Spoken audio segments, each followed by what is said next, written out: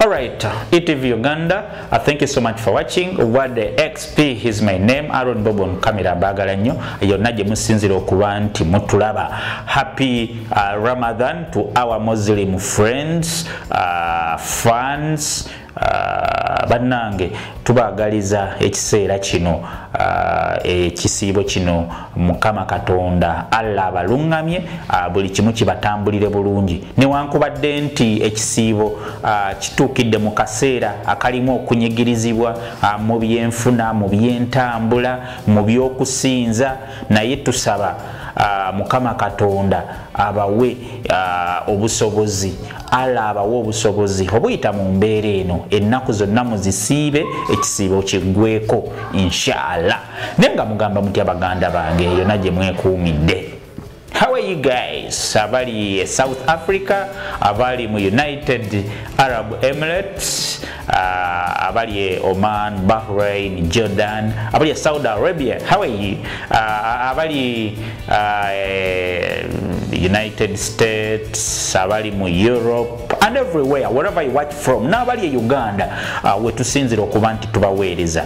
Tusinzira makindi ne tubona ensi yonna. Well, a week eno mwalaba ka video aka trending aka munna mawulire owa TVM Joan Lule nga kwegamba agezaako okuinterviewinga Miss Uganda Oliver Nakakande naye interview eno yatabuka olw'embeera nti yali ataabuuza ebibuuzo yalinga abuuza mujjawe. So the interview became so controversial era kyafuusinga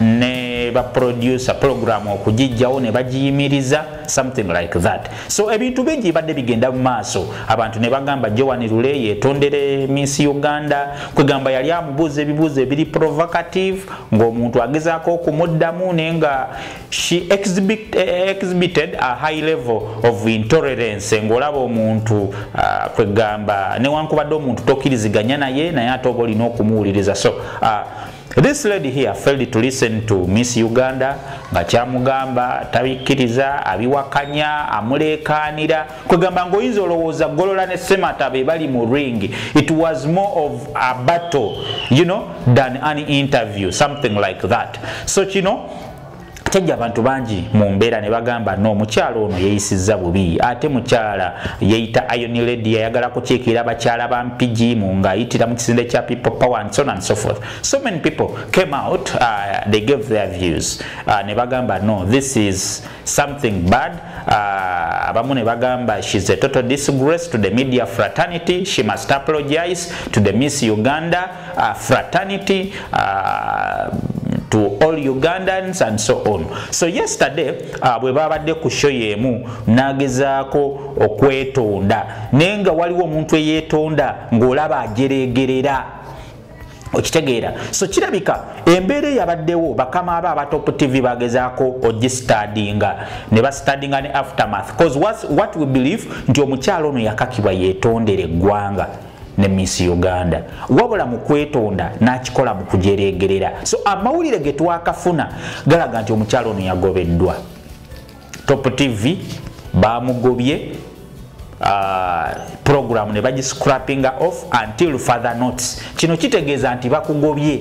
So bakyetegereza balaba omukyalo ono agwanira okubeera ku mpewo alina media ethics ezimala okuba nti agenda mu maaso n'okukola program eyo. Program ntagikola yekka, alina abantu abalala bakola nabo ninga ate nabo abeera ayomba nabo buli kiseera abayita ni professional olw'okuba ayinza abasingako okuba ebbanga lyamaze ku radio ne TV something like that. So omukyalo ono tuyinza okugamba nti ekisiraani kimulondoola kubanga omukyalo ono yaliko ku Bukedde n'ava ku Bukedde n'agenda ku BBS nayo ne bamugobayo kati abadde ku Top TV ng'akola ne ku Top Radio. So we don't know naye nga yenna aloga Joan Lule kirabika ali waggulu mu kizungiriza mulaba buli wadda abadde yakatereera ku Top Radio ku Top TV nabo bamufumudde program bagijjewo era olunaku lwaleero wetwogerera the program was not aired.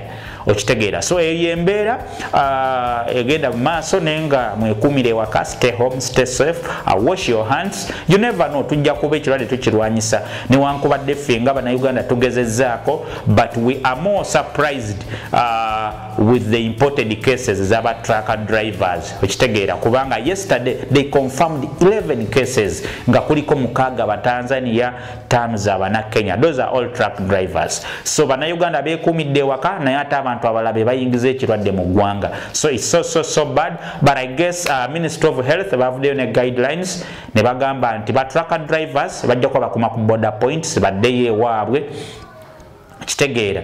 Then bakuma ku border points wano ba emotoka bajiwa omuntu omulala naye agitwale ku border endala, bwe bityo until things normalize. Nenga mwebale nnyo kwekumira ku mukutu. Aaron Bobo on camera, tubaagala nnyo.